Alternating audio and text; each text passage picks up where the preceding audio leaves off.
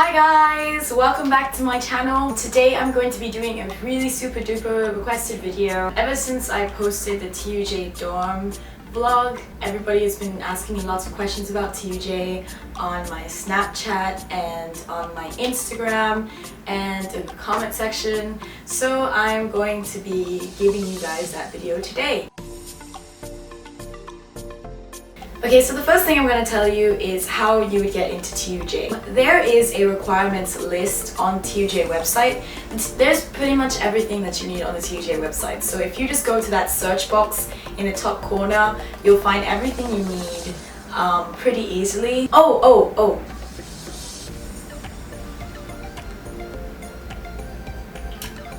One, application form, which is on the TUJ website. It's a very easy form, not like the American thing. I forget what that's called. You know that common app? I think it's not like that at all. It's really simple.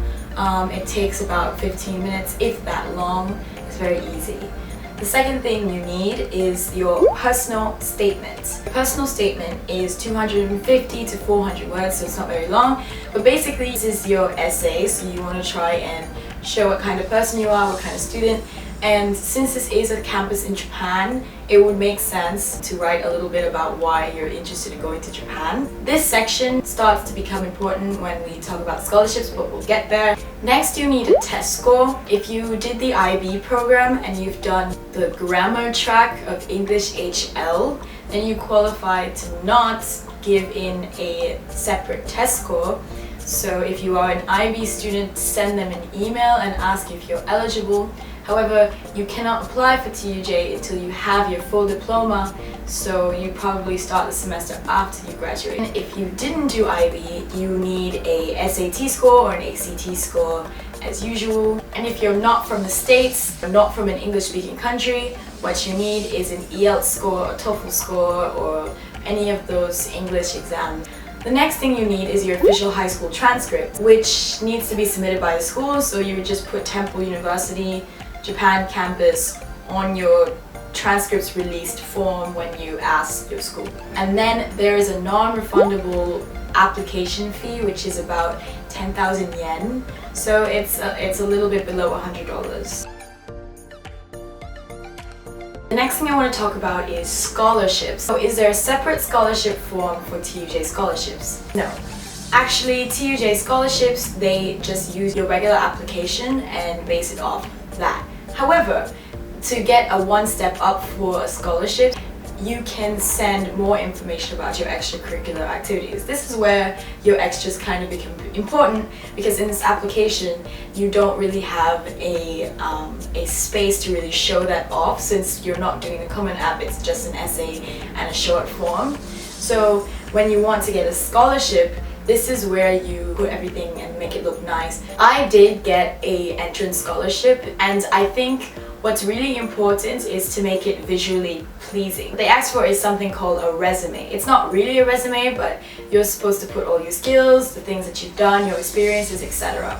I'm going to show you exactly how I did mine, and I'm going to put a link to the PDF down below as well to show you guys. But basically, you want to make it very eyes pleasing. You want to make it look like you put a lot of time in it.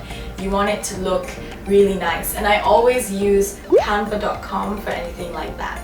Try your best to demonstrate what kind of a well-rounded student you are, especially because you have a lot of activities that you've probably done and you don't really think about it, and you could definitely play those activities up. Like anything you do, you can make sound like a really, really enriching activity that you did. So your vernacular, how you write, how you explain each thing you did, and the pictures that you use is very important.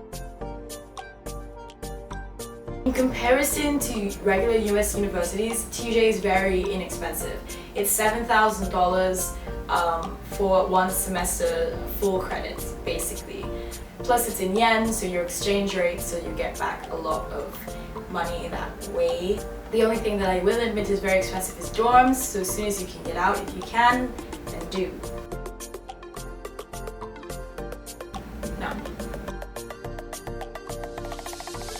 The next thing that I want to address is there have been some comments on other YouTube channels about 𝕤𝕤𝕤, whether or not they would recommend it to new people. And a lot of these comments were negative from people saying that it's too vigorous, not like a regular university, and it was too difficult for them and they would rather go to another school like 𝕙𝕖𝕣𝕖 or Sophia University. So first I'm gonna read out the comment. She wouldn't recommend 𝕤𝕤𝕤 because other university students seem to be having a much more fun time, and the tuition cost is ludicrously high. The student visa requirements are too strict. It was really alarming when a student had ripped up a Japanese test in front of our teacher, yelled at her and stormed out threatening to jump off in front of a train. After that, I didn't want to take Japanese classes again. If I couldn't help it, not a 𝕤𝕤𝕤. Another person said, really the strict visa rules were what was hardest. Can't really do anything well unless I only take 2 to 3 classes a semester. Japanese student visa requires you to have 3 to 4 plus. So I always had to intentionally flunk 1 to 2 classes. So to be in Japan, you need to be taking at least 12 to 18 credits during spring and fall semesters, and during summer, 9 to 12 credits. To be honest, that's a very normal load. Usually in one semester, a university student does 15 credits, and that's normal across the world. I don't know any university student who only takes 2 to 3 classes, unless they're like working a lot and they're planning to graduate late or something of that line. Nobody takes 2 to 3 classes. The other thing too is I think 𝕤𝕤𝕤 classes are really easy. Not easy, but in comparison to the standard at which university, like really strong universities, keep themselves, Temple is definitely on the easier side. I did the IB program and I can definitely say that the majority of the classes are on a similar level to the IB program, if not a little easier depending on the course. My English courses were pretty difficult, but even so, they really help you. You can go bother your teacher at any time during the day. It's not like they just throw work at you and you're on your own, which is really great because most universities are like that. If you go to a proper public university with thousands of students, you don't have the ability to bother your teacher and be like, I don't understand, please help me. At 𝕤𝕤𝕤 you do. You can literally ask them anything, they will give you their time. Everyone has a gap when they go to university, especially if you didn't do the IB program. So it's only expected that it's difficult. University is not meant to be easy, otherwise it wouldn't cost us $1 million.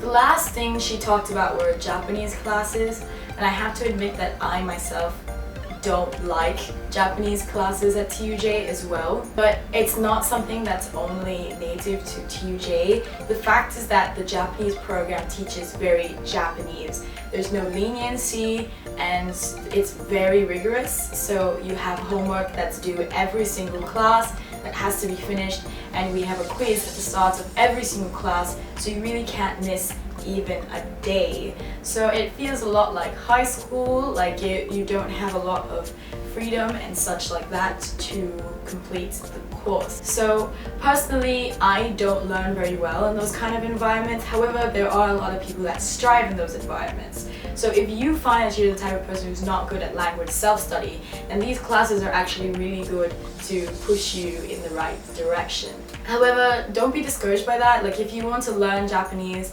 and you choose not to do the Japanese courses in 𝕤𝕤𝕤, that's fine too. You still get your money's worth for an undergraduate degree. There are many free community classes here in Japan that will teach you Japanese that only cost like $1. So really you're not that much of a loss if you decide not to do Japanese courses at 𝕤𝕤𝕤. A lot of my friends still do them, so it's not like they're terrible. I personally chose not to do them. However, it's up to you. But let's talk a little bit about dorms. The dorm that I was in was a co-ed dorm in 𝕚𝕚𝕚𝕚, which is a very central area, really amazing station to be close by.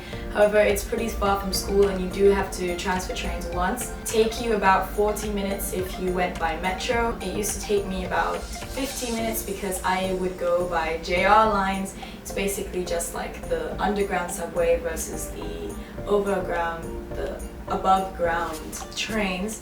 And I would go by the above ground trains because then I could get everything on the Yamanote line. So like all of the kind of trendy areas, if you went around that way, then you could get those for free on your student pass. So that's what I did.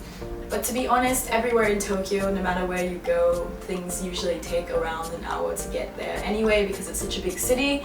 So 45 minutes is really not that far. Dorm style is single, so everyone has a single individual room. Nothing is shared, so you have your own bathroom, you have your own mini kitchenette and whatnot. Most students move out of dorms after the first semester because it is mandatory for you to be in dorms for first semester. And that's because it's kind of expensive for the price. They have to rent entire floors of these buildings that you're in because they're really kind of hotels in a sense. So because of that, there's an extra charge for TUJ to do that, as well as if you lose your keys or if you damage something, they won't charge you because TUJ stipends that. I should also mention that there are more than one dorm for TUJ students, so I'm not sure where the other ones are. And the one that I was in 𝕚𝕚𝕚𝕚, like I said, is co-ed, but I believe that there is another one that they have now. So you'll find out which dorm you'll be in later. Check on Google Maps at that time. Yes, I really like TUJ. I like the environment, I like the people at the school. I feel the only thing that's kind of a downside to TUJ is because everybody is so foreign oriented that you can't really get so situated in Japanese culture. I don't have many Japanese friends at TUJ because you know, it's kind of like we live different worlds. However, school is not the only place that you can make Japanese friends. There are so many other things and activities to do as well. If you're curious about that, leave me a comment down below. In the end, yes, I do recommend TUJ. You just gotta know what you're doing. You gotta know what you want to do. If Japanese culture is a big goal for you, then you know you gotta set up your life outside of school to be able to facilitate that.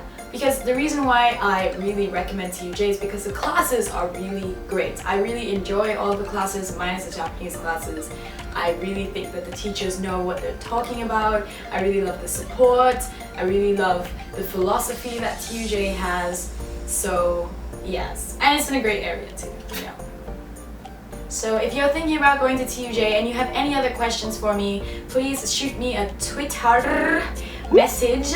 And this is my Twitter, so if you have any other questions, please send there or leave me a comment down below in this video. I am also going to be making a Q&A about differences between Japan and Korea. So if you're curious about any difference between Japan and Korea, what it's like going between both, what it's like traveling between both countries. So if you have any questions about that, then please tweet me with the hashtag K versus J, and I will do my best to answer all of your questions. Anyway, so that's all for today's video. I hope you enjoyed it, and I'll see you again on Wednesday. Please give this video a thumbs up. If you want to see more content surrounding Asian culture, Japan and Korea, etc., then press the subscribe button down below because I make videos all about that stuff and lifestyle motivation to get you studying abroad, experiencing life, and all those wonderful things. Yeah, so I'll see you guys in the next video. Bye! Oh, camera so far.